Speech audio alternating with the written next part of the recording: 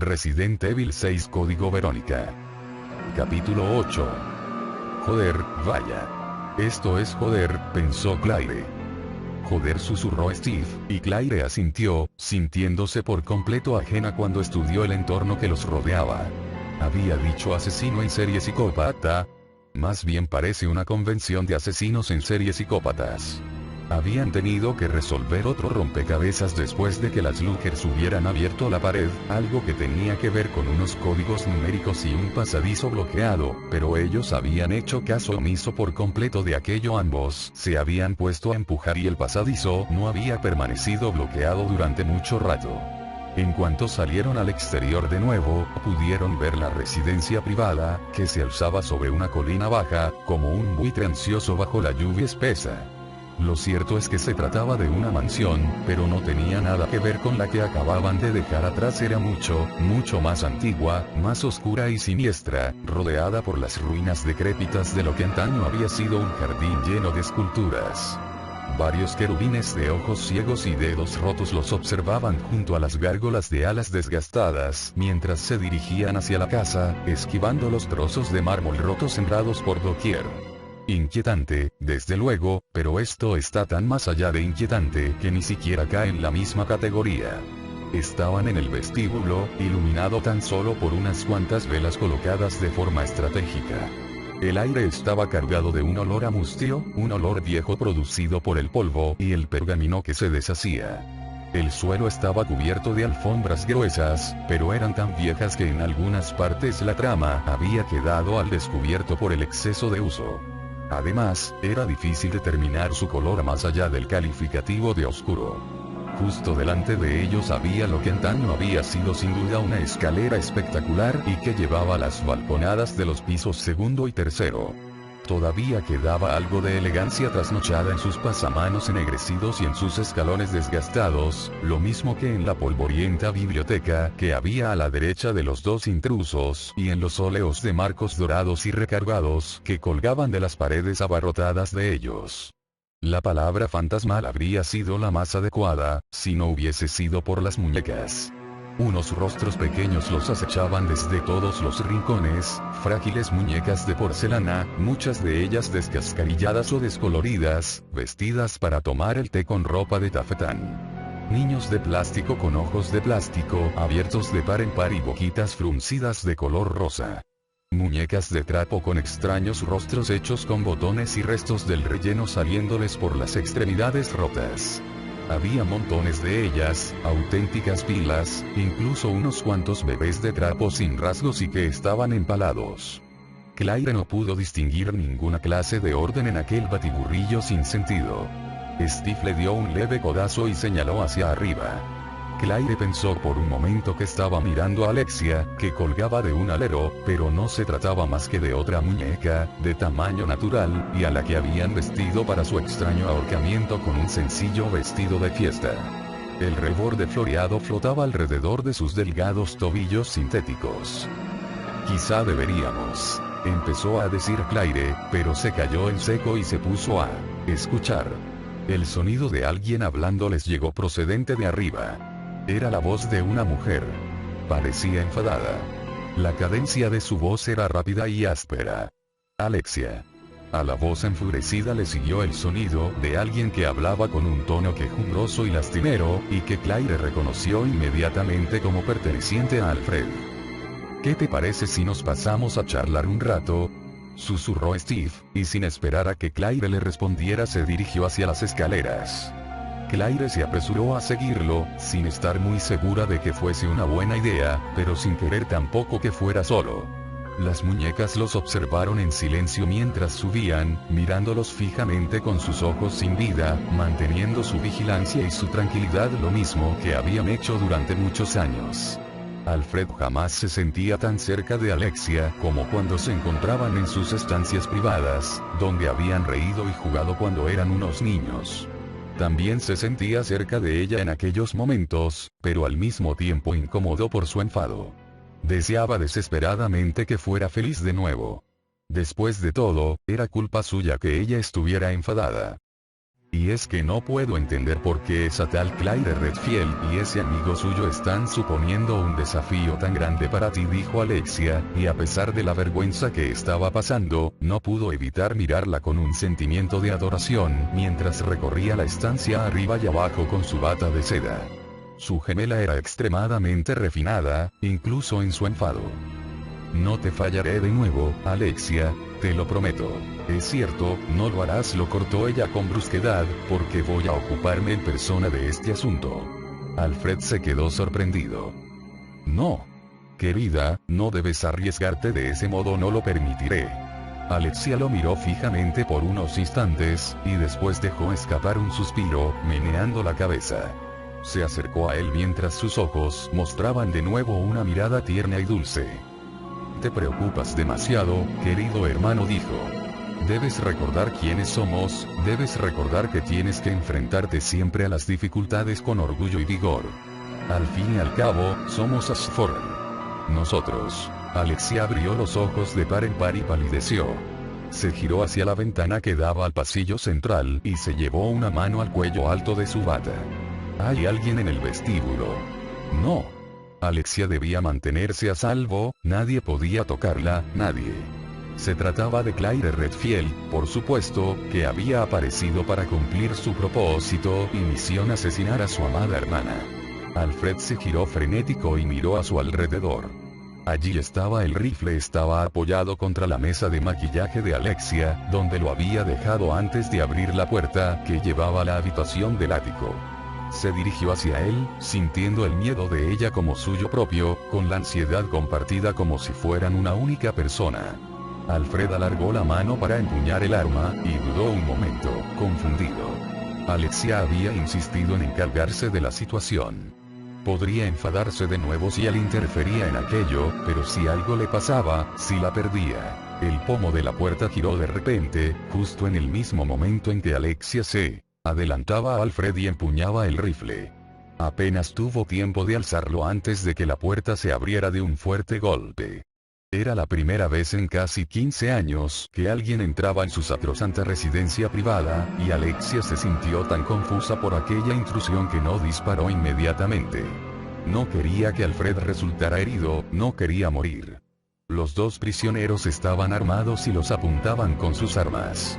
Alexia recuperó la compostura, negándose a sentirse atemorizada por dos chiquillos que la estaban mirando con expresión extrañada. Sus rostros plebeyos mostraban sorpresa y confusión.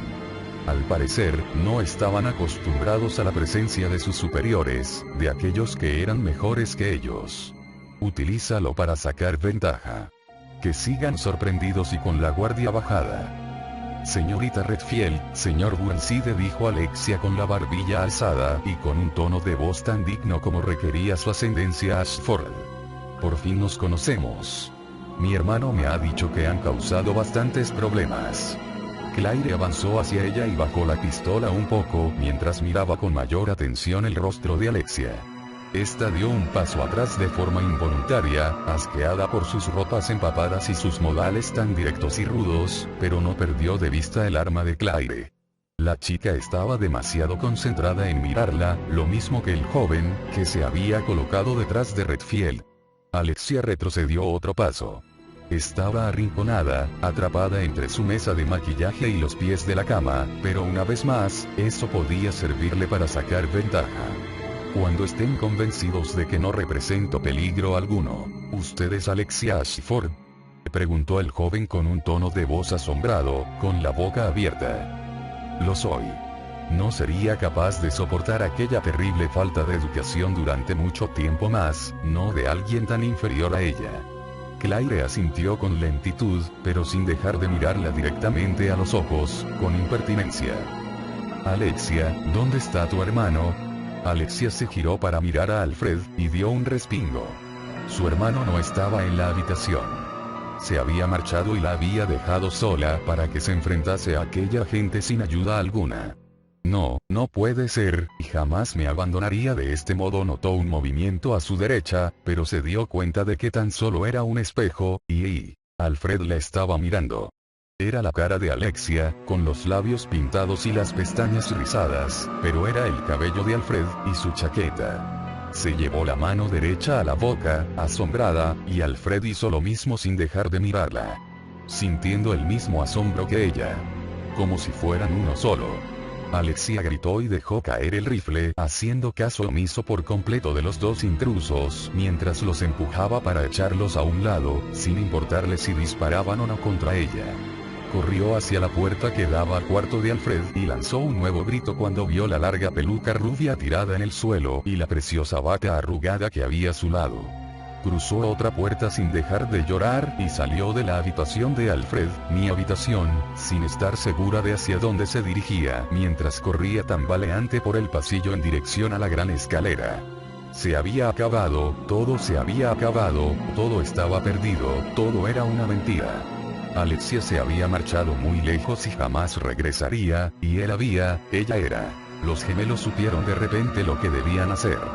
La respuesta a todo aquello llegó con claridad a través del torbellino oscuro que eran sus mentes en ese momento, y les mostró el camino.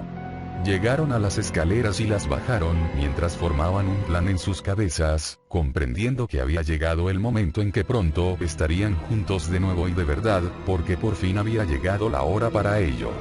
Pero antes de eso, debían destruirlo todo. Me cago. Soltó Steve, y al no ocurrírsele qué más decir, lo repitió. Así que Alexia jamás ha estado aquí, dijo Claire. Su rostro mostraba una expresión de asombro que Steve sospechaba era la misma que había en su propia cara. Ella se acercó hasta la peluca y la recogió del suelo mientras meneaba la cabeza. ¿Crees que Alexia ha existido alguna vez de verdad? Quizá cuando era una niña, contestó Steve.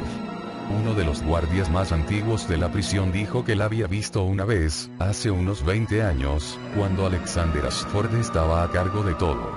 Se quedaron unos cuantos segundos mirando simplemente la habitación. Steve pensó en la expresión de la cara de Alfred cuando se había visto a sí mismo en el espejo. Había sido tan patético que casi sintió lástima por el tipo.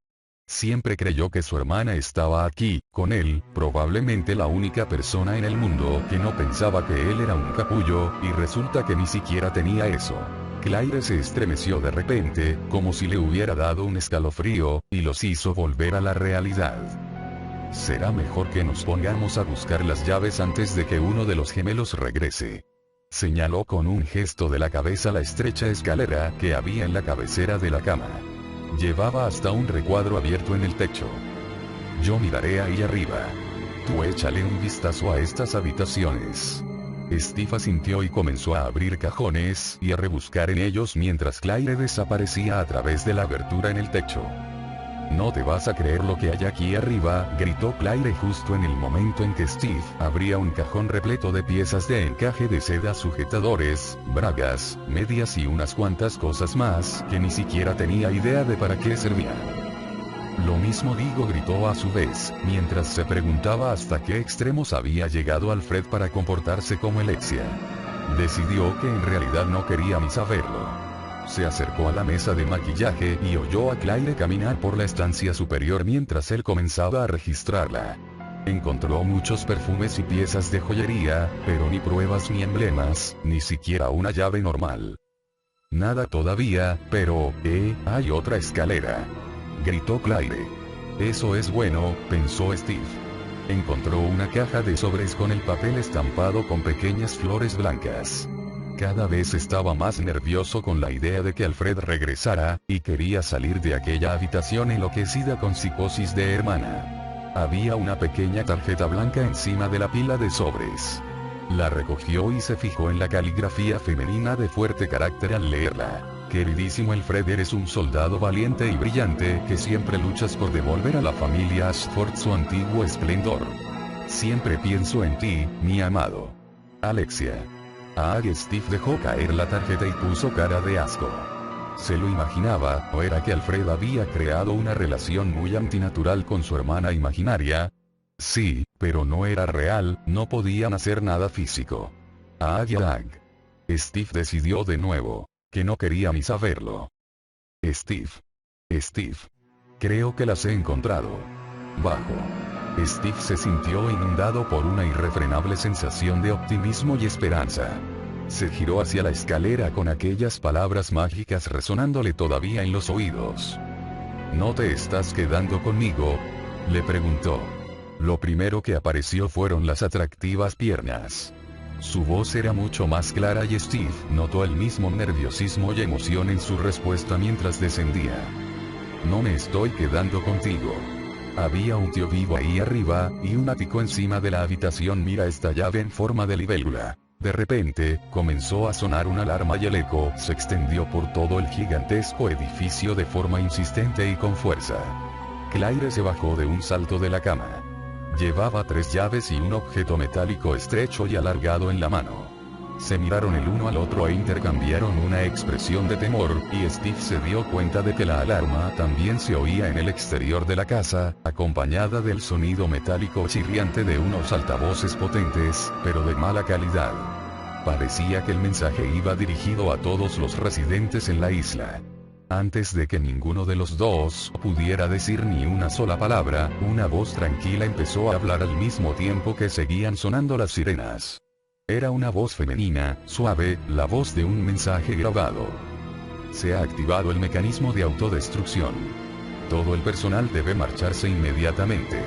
Se ha activado el mecanismo de autodestrucción. Todo el personal. Ese cabrón, exclamó Claire, y Steve asintió con vehemencia mientras maldecía en silencio al psicópata pomposo, pero solo durante un par de segundos. Tenían que llegar a aquel avión. Vámonos, dijo Steve. Recogió el rifle de Alfred del suelo y le puso una mano en la espalda a Claire para urgirla a que se pusiera en marcha. El centro de detención y las instalaciones de entrenamiento de Umbrella en Rockford, el lugar donde Steve había lamentado la muerte de su madre y donde había perdido a su padre, donde el último descendiente de la familia Ashford se había ido volviendo loco de un modo discreto y donde los enemigos de Umbrella habían desencadenado el principio del fin, estaba a punto de desaparecer, y no tenía ninguna intención de estar allí cuando eso ocurriera. A Claire no le hacía falta que la aconsejara precisamente sobre ese tema en concreto. Salieron por la puerta casi a la vez y echaron a correr, dejando atrás los patéticos restos de la retorcida fantasía de Alfred. Alfred y Alexia se dirigieron corriendo a la sala de control principal después de activar la secuencia de autodestrucción. Alexia se puso a trabajar con la consola de complicados mandos. A su alrededor, las luces parpadeaban y los ordenadores impartían órdenes por encima del ruido de las sirenas. Era todo un espectáculo, incómodo para ella, pero terrorífico sin duda para los asesinos. Alexia tenía un plan de huida, que incluía una llave hasta el hangar subterráneo donde se encontraban los aviones a reacción de despegue vertical, pero antes tenía que estar segura de que los jóvenes plebeyos se quedaban en la isla. Hasta que no supiera con certeza que morirían, ni ella ni Alfred se podrían marchar. Oh, sí, vaya si morirán, pensó Alexia sonriendo.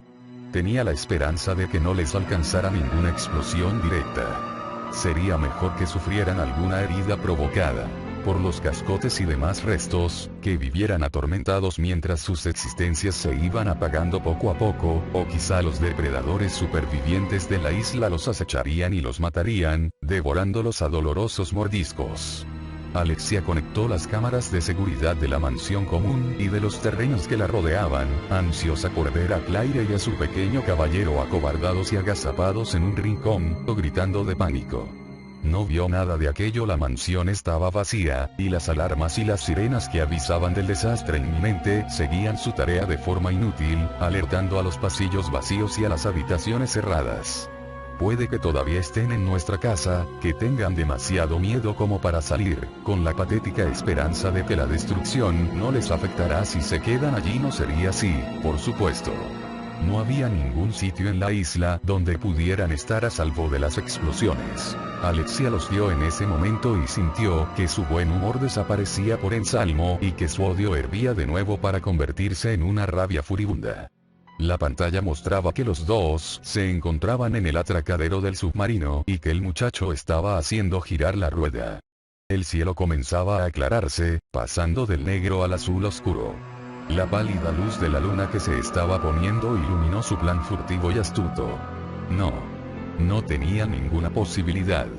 Sí, era cierto que el avión de carga vacío seguía en su sitio, con el puente elevado, pero Alfred había tirado las llaves maestras al mar después del comienzo del ataque aéreo. No creerían de verdad que tenían alguna posibilidad de... Pero han estado en mis estancias privadas. No. Aulló Alexia, y lanzó un puñetazo contra la consola de mandos, poseída por la rabia. No lo permitiría.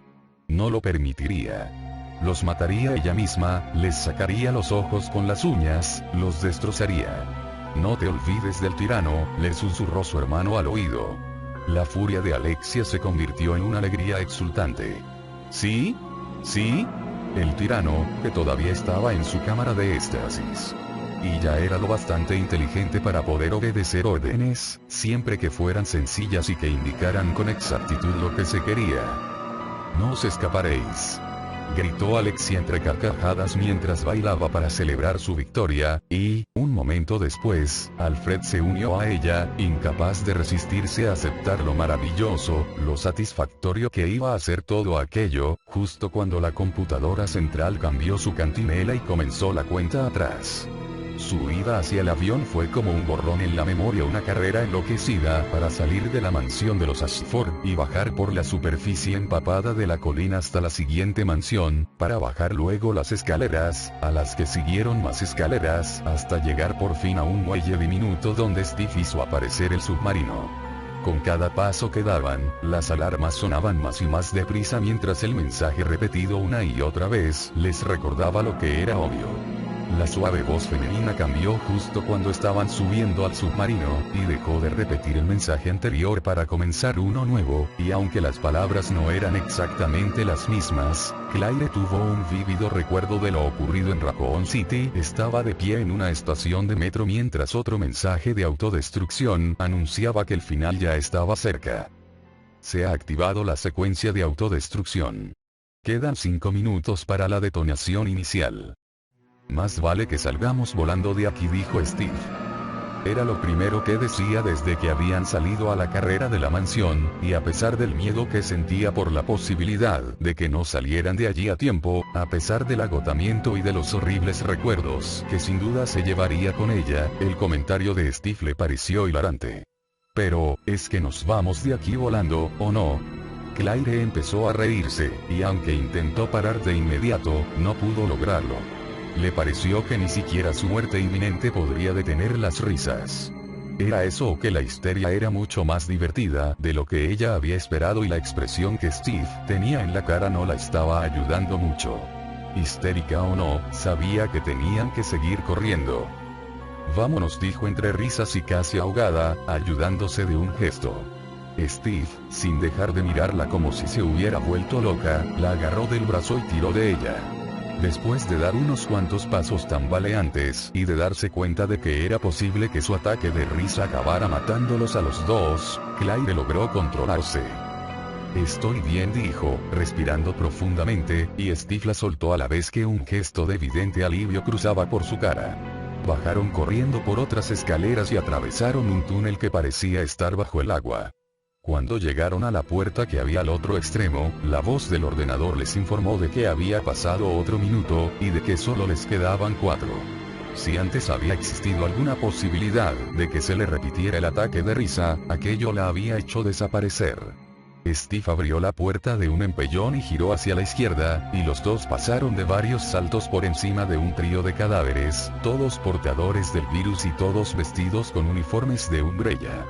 Claire se acordó de Rodrigo de repente, y sintió una punzada en el corazón. Deseó que estuviera a salvo donde se encontrara en ese momento, o que se encontrara lo suficientemente mejor como para alejarse de los edificios, pero no pudo engañarse sobre las posibilidades que tenía. Le deseó suerte en silencio y luego procuró olvidarse de él para concentrarse en seguir a Steve y atravesar otra puerta. Su carrera terminó en una caverna enorme y oscura, cubierta de andamios de metal, un hangar para hidroaviones. Su esperanza de lograr huir estaba justo delante de ellos, una pequeña aeronave de carga que flotaba precisamente debajo de la plataforma de descarga sobre la que ellos estaban. A la derecha, no muy lejos, la luz previa al amanecer mostraba la enorme salida al mar. Por allí, dijo Steve, y se dirigió corriendo hacia un pequeño ascensor que había en el borde de la plataforma y que tenía una consola de mandos. Claire corrió detrás de él mientras rebuscaba en su riñonera para sacar las 3 llaves poliédricas. Se ha activado la secuencia de autodestrucción. Quedan 3 minutos para la detonación inicial.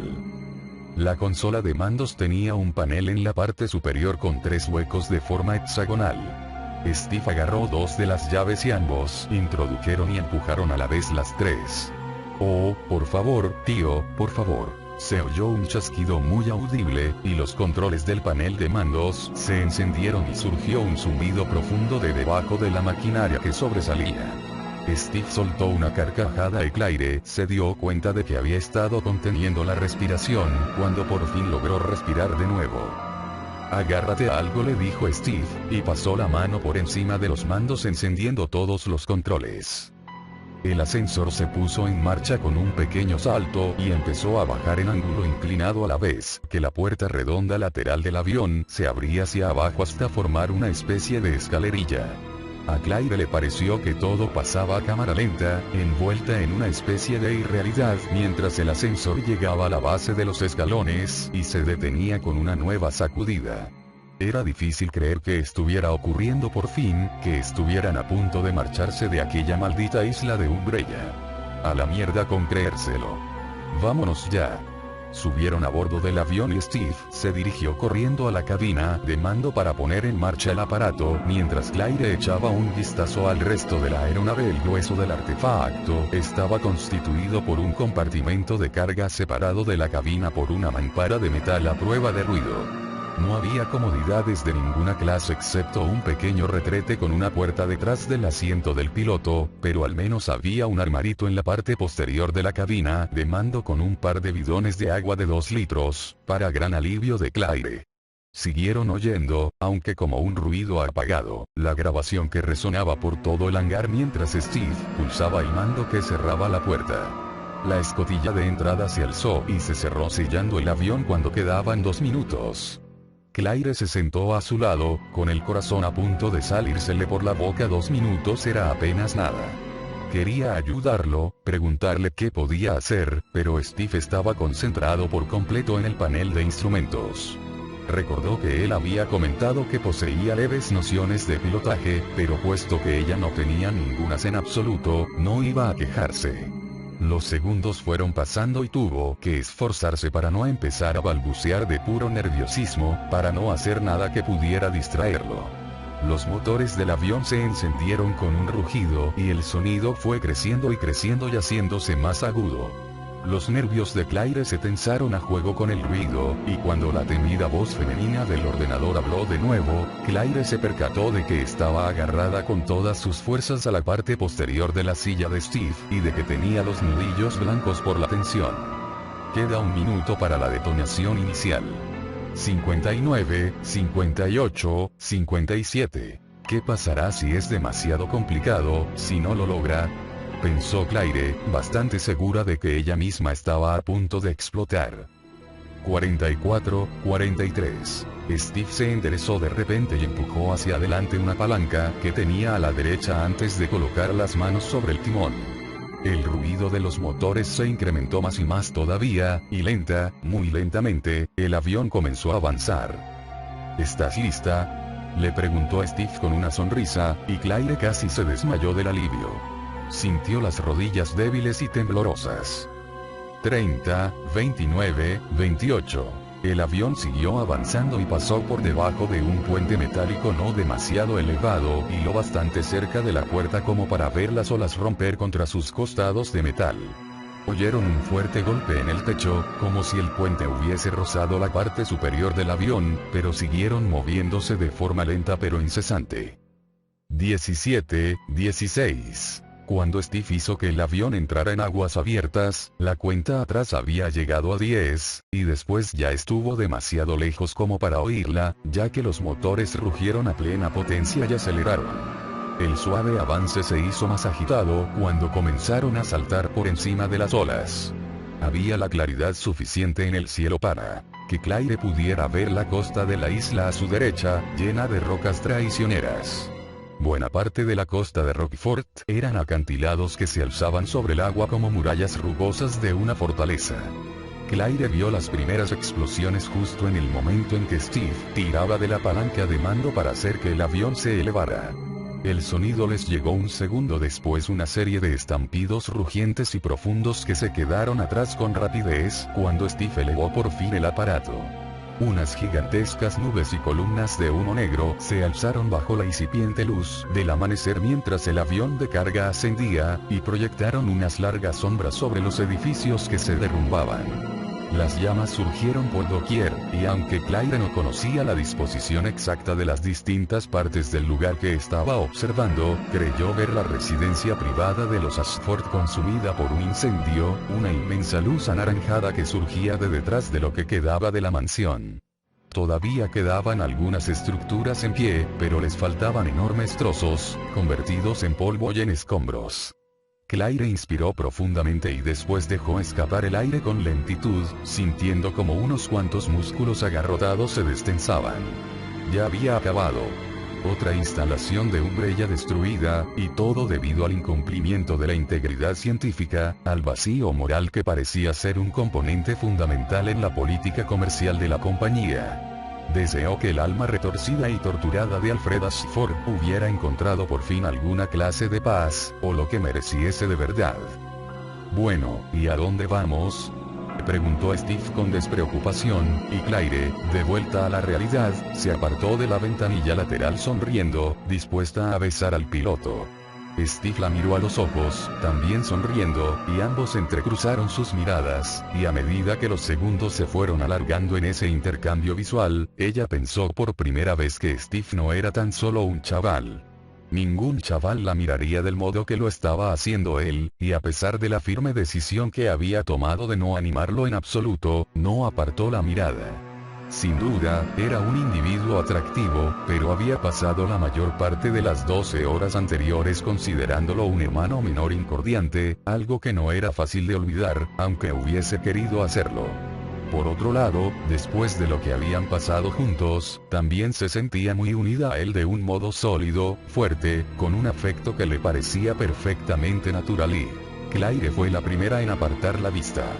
Llevaban a salvo tan solo 1 minuto y medio, quería pensar un poco en todo aquello antes de seguir adelante. Steve volvió a concentrarse en los mandos, aunque parecía un poco encendido, y justo entonces oyeron otro golpe en el techo, como cuando habían salido del hangar. ¿Qué ha sido eso?, preguntó Claire mirando hacia arriba, como si realmente esperase ver algo a través del metal. No tengo ni idea, contestó Steve frunciendo el entrecejo. Ahí arriba no hay nada, así que... ¡crack! El avión pareció dar un salto en el aire y Steve se apresuró a compensar la maniobra imprevista. Claire miró de forma instintiva hacia atrás.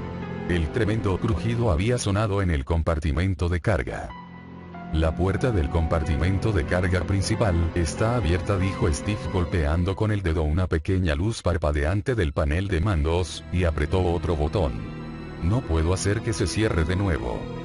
Echaré un vistazo, le contestó Claire, y sonrió por el gesto de incomodidad de Steve. Tú procura que sigamos volando, ¿vale? Te prometo que no pienso saltar en marcha. Se giró hacia el compartimento de carga y, en cuanto Steve apartó la vista, recogió el rifle de Alfred, que estaba apoyado en el respaldo del asiento del piloto. Todavía tenía la semiautomática, pero la mira láser del rifle implicaba disponer de una puntería precisa, aparte de que, como no quería dejar el avión hecho un colador con agujeros de bala, lo mejor sería utilizar el arma de calibre 22. Sabía que existían 1 o 2 monstruos en la isla, y era posible que alguno de ellos hubiese acabado como polizón, pero no quería que Steve se preocupara o que se involucrara en aquello. Tanto ella como él mismo necesitaban que permaneciese a los mandos del avión. Sea lo que sea, tendré que ser yo quien se encargue de ello, pensó, ceñuda, mientras se disponía a abrir la puerta. Le pareció que probablemente estaba reaccionando excesivamente ante lo que seguramente sería una avería menor, como un panel suelto y una bisagra rota. Abrió la puerta y pasó de un salto. La cerró de un portazo antes de que Steve pudiera oír con claridad aquel ruido. ¿Con qué avería menor? Toda la parte posterior del compartimento de carga había desaparecido por completo. Habían arrancado la compuerta y las nubes y el cielo azul pasaban a una velocidad increíble. Claire dio un paso adelante, confundida, y vio cuál era el problema. El señor X pensó por un momento al recordar al ser monstruoso que había encontrado en Raccoon City, su perseguidor incansable vestido con un abrigo largo de color negro. Pero la criatura que se encontraba sobre el montacargas hidráulico no era la misma. Tenía forma humanoide, de un tamaño gigantesco y sin un solo cabello, al igual que aquel monstruoso X, pero también era de mayor estatura, con unos hombros anchos hasta lo increíble y un abdomen de abultados músculos. No parecía tener sexo alguno, y su entrepierna no era más que un bulto sin forma. Las manos ya no eran humanas sino algo mucho más letal. Su puño izquierdo era una masa repleta de pinchos metálicos y de un tamaño mayor que la cabeza de la propia Claire, y su mano derecha era una extremidad híbrida, combinación de carne y cuchillos de aspecto afilado. Dos de ellos medían más de 30 centímetros. Y no lleva abrigo, pensó de forma inopinada mientras el monstruo se giraba y centraba aquellos ojos blancos que parecían sufrir cataratas en ella antes de inclinar la cabeza hacia arriba y lanzar un rugido tremendo de rabia sangrienta y furia asesina. Claire, aterrorizada pero decidida, alzó su arma, que de repente le pareció patética, cuando la criatura se dirigió hacia ella y colocó el punto rojo sobre el monstruoso ojo derecho monocolor. Apretó el gatillo, y oyó el chasquido del percutor al golpear en la recámara vacía. Fue un ruido ensordecedor que resonó incluso por encima del rugido del viento que llegaba desde el exterior.